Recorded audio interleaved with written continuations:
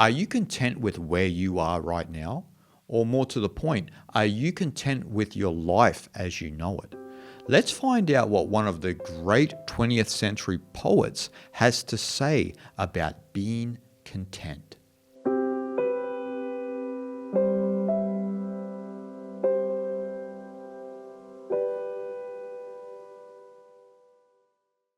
Charles Bukowski was one of the great 20th century poets and novelists, and also just a writer in general of short stories and so forth. And he's just a brilliant writer. And a lot of people focus too much on the negative things about Charles Bukowski. A lot of people look at his drinking, look at his general behavior, maybe with women and so forth and so on. But he was a brilliant mind and a brilliant writer. If you've ever had the opportunity to read some of his poetry and his short stories, he was just absolutely brilliant. And sometimes genius comes out of people like that, right? If Zhuangzi had have been alive in the 20th century and he got to read some of Charles Bukowski, if he got to meet Charles Bukowski, Zhuangzi would have been like, this guy gets it. This guy gets it. He's not trying to pretend. He is very real. And that's one thing that you get from Charles Bukowski. He's very real. He doesn't hide from the fact that he had an alcohol problem and this and that. He doesn't hide from any of that. But he cared a lot, and you could feel that he cared about humanity a lot through his poetry. And one of the greatest things I heard him say was about him being content with where he is in life and how his life has kind of panned out. And it's very different to how we think in the modern day, because in the modern day, not many people are content with where their life is. They want something else in life, right? And the way he speaks here is very much in line with how Lao Tzu spoke in the Tao Te Ching, right? About not feeling the need to travel too far, being content with where they are. And that can be metaphorical or it can be taken literally. But let's have a look at what Charles Bukowski had to say about being content and belonging in the world. I think the gods have been kind of good to me. Just kept me where I belong. Kept me where I belong. Not too much, just right. I absolutely love this quote, and this came from an interview of Charles Bukowski when he was walking the streets of Los Angeles. And he had been in Los Angeles for a long time. He'd been a postman for a very long time before he became a writer. And he was speaking about Los Angeles is in his bones, right? Like it was like a love-hate relationship.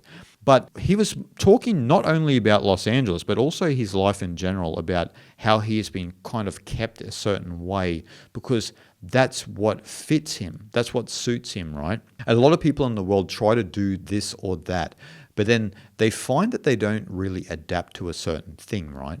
They try to follow a path maybe of a musician, but they're more equipped at being a writer, for example, right? But then people try to push the limits, particularly in the modern day, because people are under the illusion that they can achieve everything. And this is a myth, right? We can't all achieve everything. We are adapted to certain things. This is what Li in Taoism is, right? Li is the organic pattern. And if we translate that into Chinese, Li would mean markings of Jane, the grain of wood, and the fiber and muscle, right? So there's this pattern. And we find this throughout our life, right? And this is what essentially keeps us in our place, because we have an ability at something and we can't really exceed to the higher levels of whatever we think we can do, right? Like you can try to go to Venus as much as you want. You are never going to get there. That's just a fact you're going to have to live with, right? And so Charles Bukowski is being grateful to the gods here. He was saying he's grateful because they've kept him exactly where he needed to be. Not too much, not too little, just right. And I think that happens for a lot of us, but we don't recognize it because we have a scarcity mindset, or we might have an overly abundant mindset. You know, it could be one or the other or a mix of both, but we lack that contentment of contentment, as Lao Tzu mentioned. And Charles Bukowski seemed like he had that contentment, particularly when you listen to this interview, because he's saying he feels like he's just been where he needed to be. Not too little, not too much, just right. And in that, he had an ability to write beautifully, right? And so his life had a certain rhythm to it, from being a postman to becoming a writer. And we might look at our own life in that way, right? I've tried certain things in my life that haven't panned out. But there's been other things that I've done just naturally. They came to me naturally. And that's why I'm sitting here talking with you right now, because writing and teaching Eastern spirituality and philosophy came to me easy. I'm not sure why. And it's not that this is for everybody. It's a very niche subject, right? But it keeps me exactly where I need to be. This is where I need to be. And this is where I feel whole in doing this and connecting with all of you. And you would feel the same with certain things you do, right? There are certain things that you do that make you feel whole. You can't say what that is. Some people like knitting, right? My mum used to love knitting. That's what she did. She'd just knit all the time. She's making blankets and making me funny looking jumpers and stuff like this, but she felt whole in just knitting. And so we live in a time and age where people would say, what's your mum just knitting for? There's no money in that. There's nothing that you can get from that. And that is a very unfortunate mentality to have, I believe, because it's a beautiful thing. Knitting itself is a beautiful thing, right? Whatever you may do is a beautiful thing, but we come from a scarcity mindset where everything needs to be about money. And in my mother's generation, which was Charles Bukowski's generation, money wasn't everything. Happiness was more valued and family life was valued, family and friends. And all of that has diminished in the modern day because we don't feel like we belong. We don't feel that we're in the right place. We're not content. But just take a step back and look at your life. Are you exactly where you need to be? Think about that. And look, there might be some circumstances where people do need to change their life. I'm not saying that. But this contentment comes. You will realize this when you feel like you are in your right place because you didn't get too much or too little. Think about it this way, right? If Charles Bukowski had too much money, maybe his alcohol problem would have been even worse than probably what it was. And if he had too little, he wouldn't have been able to write the beautiful poetry that you and I get to read today. And so this is the point. Sometimes the universe keeps us exactly where we need to be because the intelligence knows that if you had too much money, maybe you've got habits and tendencies that are unhealthy and that won't benefit your life and those around you, right? And so the universe keeps our life in a certain way because it doesn't want us to go off into strange directions which inhibit our spiritual growth. And that's a big point to make because if we have too much of everything or if we have too little, we lose balance, right? And so the universe, the intelligence of the universe keeps us where we need to be a lot of the time. And then there's other times where the intelligence is compelling us to change our life, to move forward. That's a different situation. But I'm talking about feeling a sense of balance in your life where you are right now. The balance that Charles Bukowski actually felt.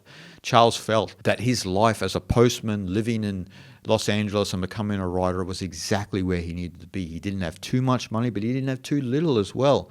And he had just the right amount of everything to create the person that was Charles Bukowski, right? And we are, in some sense, a mixture of spices that the universe puts together, and then we live out the existence of who we are, right? But do you feel that? Do you feel that contentment? Do you feel that the universe has put you in a certain way where you don't have too much, but you don't also have too little, and you are fully adapted to your Li, your organic pattern? And that's what brings yin into the world, which is another concept, which is mutual interdependence and harmonic resonance, right? So your Li, your organic pattern, brings yin into the world. And that means that it brings a light into the world which attracts people to you in a positive manner and inspires others to do the same. And so Charles Bukowski did that.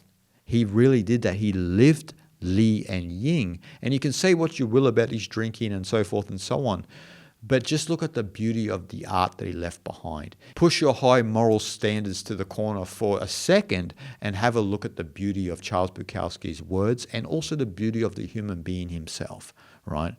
As I said, if Zhuangzi was alive in the 20th century, he would have stood back in awe and would have just been clapping all day. He would have loved Charles Bukowski for his politically incorrect attitude, but his empathy and heart that comes through that, right? So then if Charles Bukowski was politically incorrect and brought a lot of kindness and humility and innocence and a lot of heart and inspiration to the world. What does it say about the social and cultural systems that we have that are trying to impose a politically correct attitude on others, which then we become confined in this mental prison, not of our making? And one thing is for sure, is Charles Bukowski was a prisoner to no one, and it shone through him. And we are all the beneficiaries of his heart and mind in the present day. And that is because he didn't have too much nor too little. He had a sense of balance. He fundamentally understood that he belonged in this world through the life that he had the opportunity to live. Shanti, shanti, shanti.